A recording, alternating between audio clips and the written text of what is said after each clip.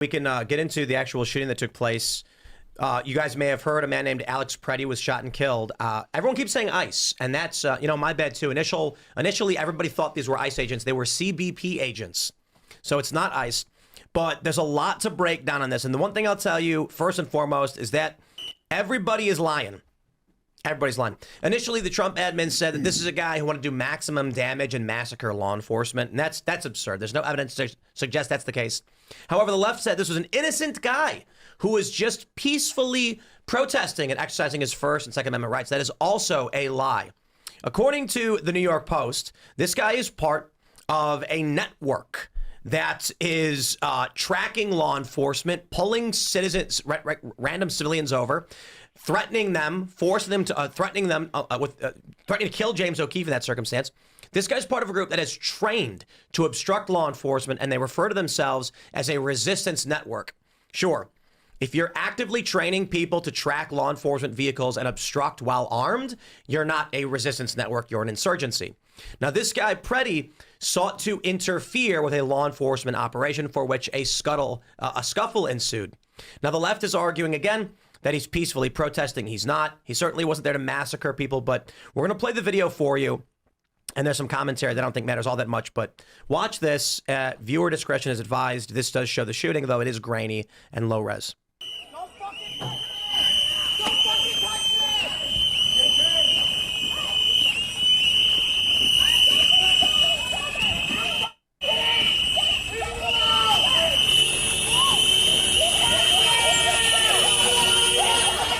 For those that are just listening, they're now putting him on the ground. He's resisting and trying to stand up.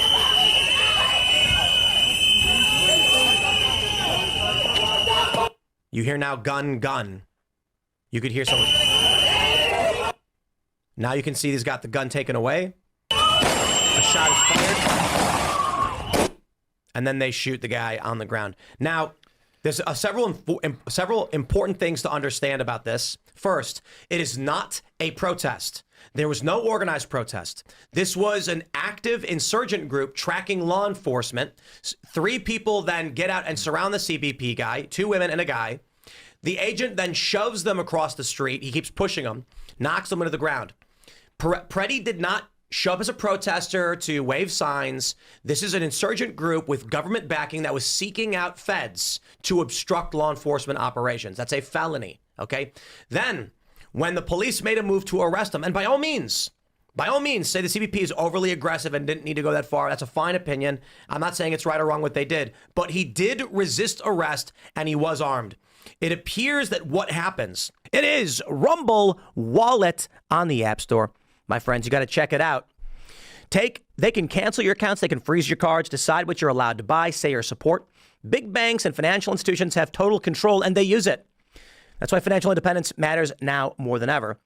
Go to wallet.rumble.com. It's non-custodial. Okay, let's break this down. What does it mean?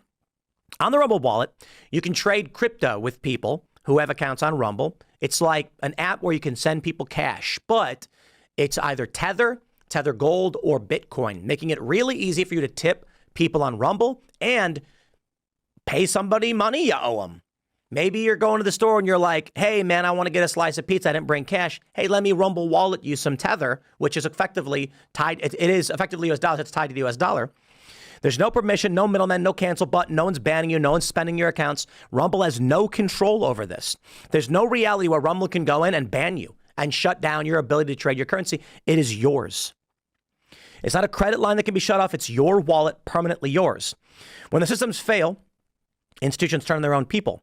Rumble Wallet is about politics, it's about freedom and ownership and protecting what's yours. So take control. Download Rumble Wallet now. Step away from the big banks. Go to wallet.rumble.com and check it out. We got a link for you too.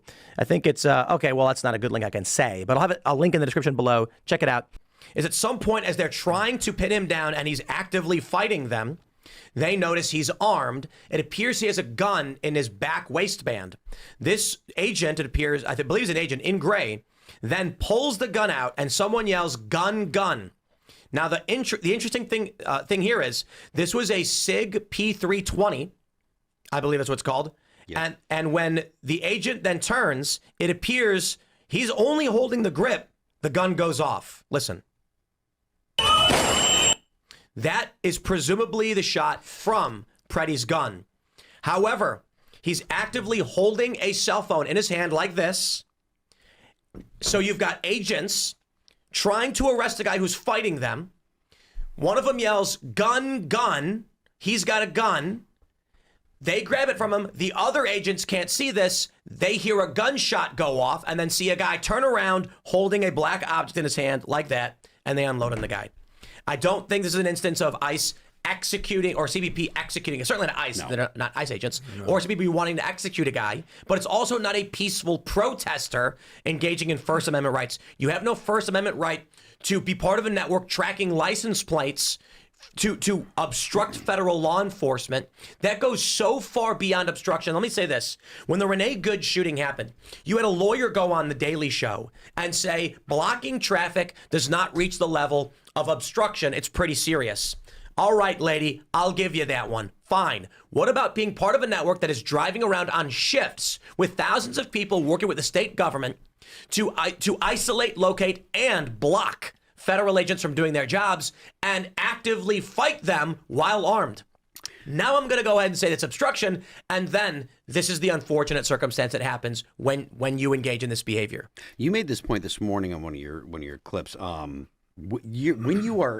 When you're being detained by law enforcement, the safest thing to do is go limp, right? The activists are trained to do this. Yeah. I have been at these meetings. I have worked for Greenpeace. They tell you when you are being arrested, limp. You just plop down like a blob. They will pick you up and you do nothing. The fact that this guy's actively fighting, these are not your typical protest groups. These are coordinated, planned insurgents who have been told to get armed, who have been told to fight back, and he showed up with 2 mags. Now listen, I'm not going to sit here and claim you're not allowed to carry magazines or carry guns. But if you are part of a group that is giving you instructions to find and block law enforcement on shifts, meaning this guy has there's an authority, there's a hierarchy in a group saying, okay, Alex, you are on duty now. And then he brings an extra magazine with him. I don't think he was going there to massacre law enforcement, but he's not just a protester. Well, this is someone also who spoke to his parents about his plans. After Renee Good was killed, he went and talked to his parents about how he planned to get involved in the protests. He'd been involved in protests before. They warned him about interfering with law enforcement. They warned him about getting too involved. But you also had Governor Tim Walz telling Minnesotans to track and film ICE agents, to keep protesting loudly, to make sure they had their cell phone on them at all times, and to get involved by filming all of the interactions between law enforcement and the arrests of illegal immigrants. He said that directly. And then on Sunday night, he came out and said that he was damn proud of Minnesota. You know, the governor is actively in favor of all of this stuff. And you put this guy out there, he's out there on these front lines, you know. I don't know. I don't know how you do anything other than comply when cops come talk to you. I am afraid of police officers. I'm just going to throw it out there. When I've been pulled over a couple of times, you know, I smile, I put my hands here. When they ask me for stuff, I say, I am going to reach into my glove box and get it, because I don't want anything. They're in an intense situation. They're in life and death situations all the time. I'm just some random person who doesn't want my life to get screwed up right now or ended because I do the wrong thing with the, you know, for the guy with the gun. I've carried a gun almost every day for the better part of the past 15 years. Right. And I've had interactions with law enforcement multiple times. There was one time where I was driving. I had my gun on the console, got pulled over. The cop came up on the right side because it was on the highway. And I look over and the cop's got his gun drawn, flashlight on, gun drawn, because he saw my gun. Mm-hmm. Right. So what do? I sit there with my hands on the wheel and he instructs me to get out of the car. And I get out of the car. He puts me in cuffs, gets the gun, makes sure it's clear.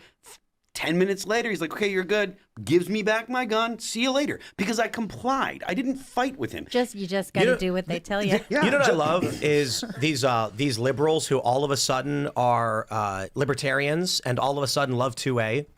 And the Lolberts. I love the Lolberts. You know why I love libertarians so much? Because whenever a fight breaks out, they fold like cheap suits. So I don't have to worry about them at all. These libertarians come out and they're like, look, I'm concerned about immigration, but I don't think the government should be allowed. And I'm like, bro, by all means, scream into the wind. Because if anything actually has to happen, you're going to stand there with our arms crossed while we do the jobs that need to be done. But what I love so much about this especially is that these people who are saying, I thought you were for the Second Amendment, Tim. I thought you...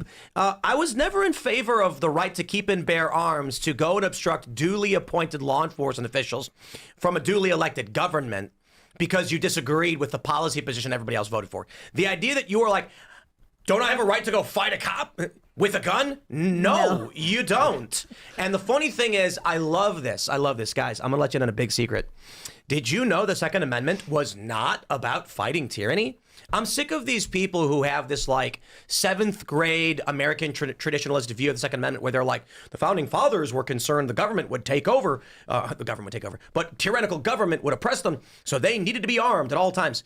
There was a factor in the Second Amendment of which was the regulars from the crown were trying to take our guns from us, for which we used to protect ourselves. And we said no.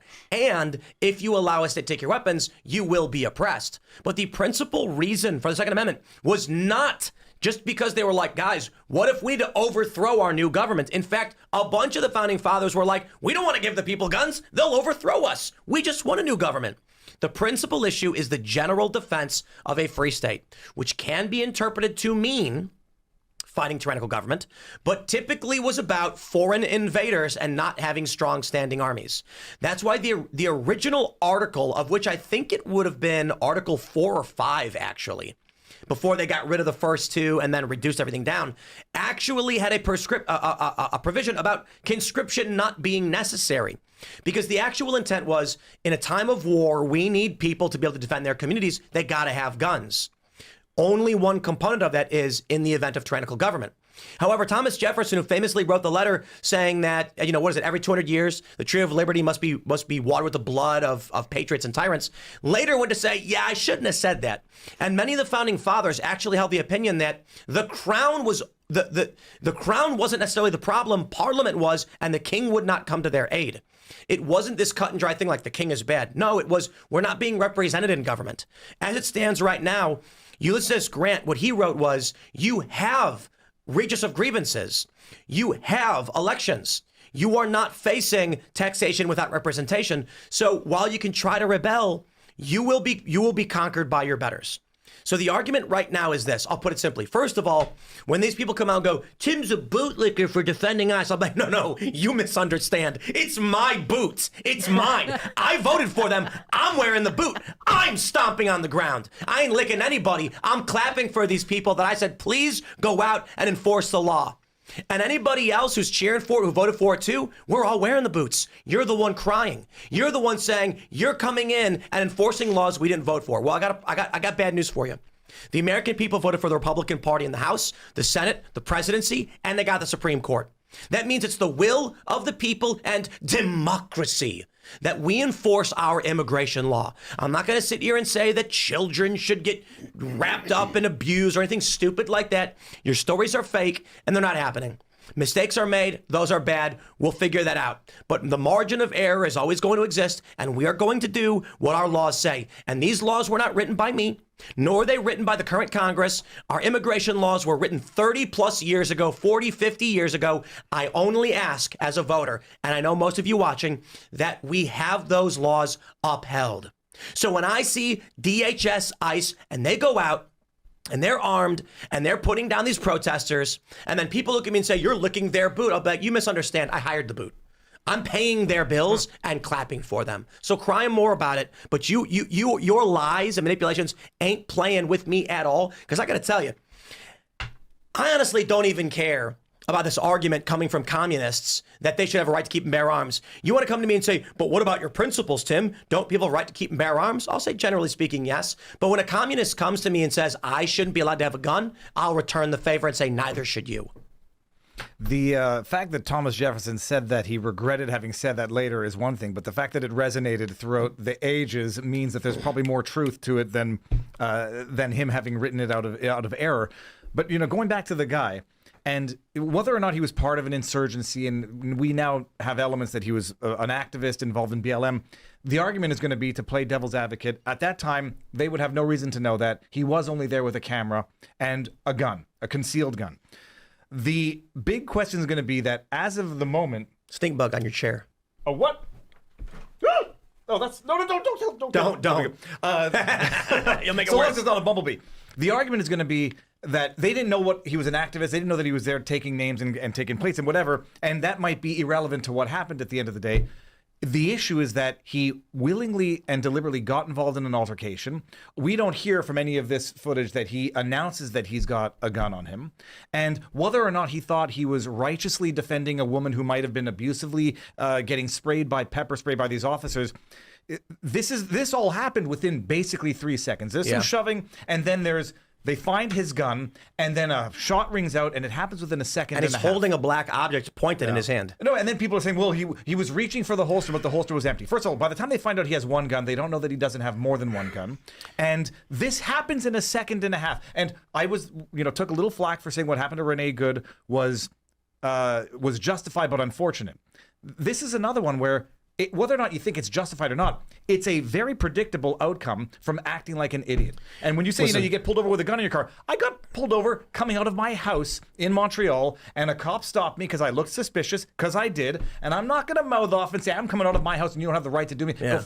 It was, all right, here's my ID. I live here. Thank you for protecting the peace, not going in there and exacerbating volatile situations. Thanks for checking out this clip from Timcast IRL. Make sure to watch the show live Monday through Friday at 8 p.m. Subscribe to this channel, and we will see you all there.